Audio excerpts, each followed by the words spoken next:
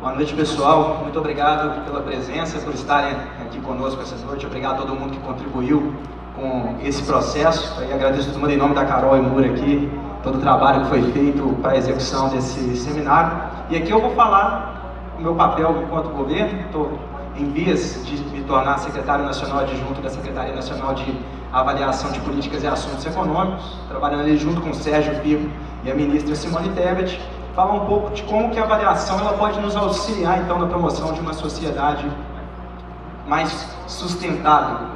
No Brasil hoje a gente tem um sério problema em relação aos gastos públicos. Vocês devem estar acompanhando os noticiários das últimas semanas e tem uma demanda, principalmente colocada pelo mercado, em torno da necessidade de qualificação do nosso gasto público. Contudo, eventualmente quando se fala dessa necessidade de qualificação do gasto público, historicamente se pensa em corte de despesa.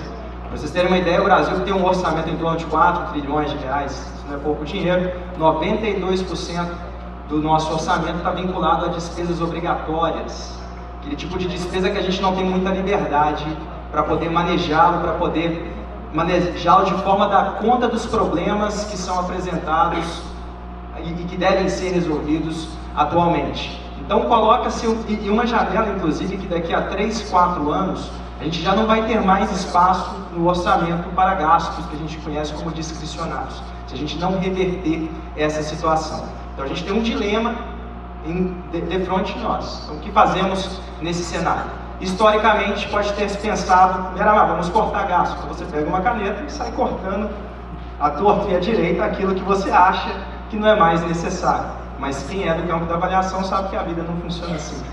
Não necessariamente aquilo que se expressa em números, a gente consegue dar conta em números de toda a complexidade e totalidade do fenômeno social. Há necessidade de um mergulho dentro desse orçamento para entender de fato aquilo que é efetivo ou não é efetivo e aí promover um processo que a gente tem nomeado como revisão das políticas públicas. A gente revisar para repriorizar, esse tem sido o lema que a gente tem adotado, e não trabalhar sobre um prisma de corte de direitos. A gente não quer cortar direitos, mas inclusive ampliar a cobertura disso.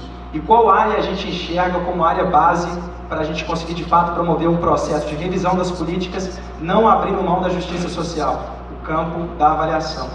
Então a política, para ser revista, necessariamente ela deve ser avaliada. Isso que a gente tem trabalhado, e não é uma avaliação de gabinete, mas a gente tem pensado cada vez mais em como considerar, como garantir um atravessamento dos múltiplos níveis federativos, lembrando que o Brasil a gente tem 3 níveis, municípios, estados e a União, para além de toda a complexidade, trama, tessitura, variância do nosso tecido social regionalmente expresso do Brasil. Então como que a gente consegue de fato, nesse processo necessário de revisão, considerar esses 3 níveis de governo, considerar as diferenças regionais que temos no nosso país, considerar toda a expertise acumulada pela burocracia, que não está dentro do Ministério do Planejamento e Orçamento, vai estar na educação, vai estar na saúde. A gente tem representantes do desenvolvimento social que já está pensando anos e anos isso, em um processo de revisão justo. Então a gente tem um dilema de como é que se equilibra a justiça social e como que se equilibra a saúde fiscal. Talvez pela primeira vez na história desse país, a gente tem a chance de colocar com peso essas duas coisas em uma sentença.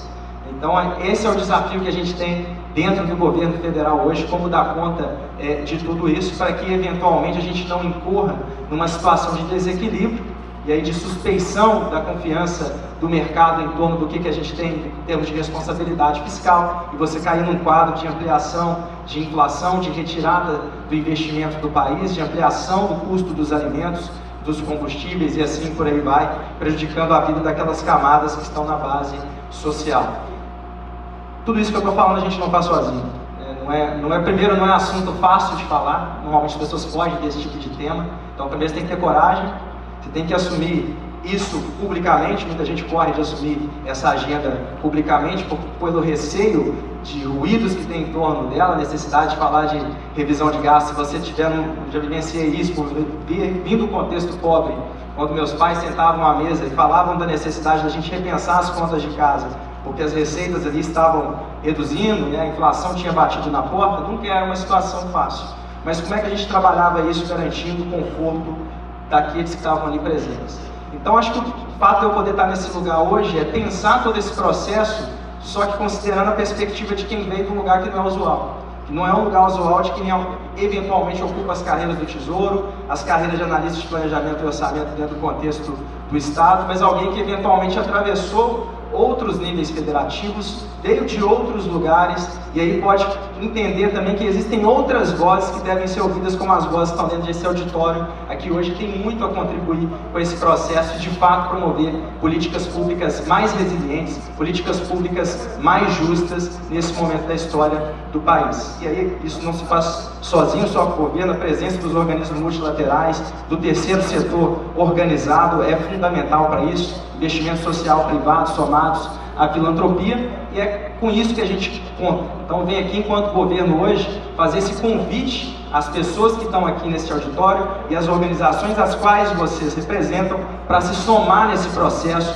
de revisão desses 4 trilhões de reais, digamos assim, de políticas públicas do país, e sem abandonar o horizonte da justiça social e o Brasil que a gente quer para 2050, para 2100. Então esse é o convite, eu agradeço pela oportunidade de estar aqui essa noite com vocês. Obrigado, pessoal.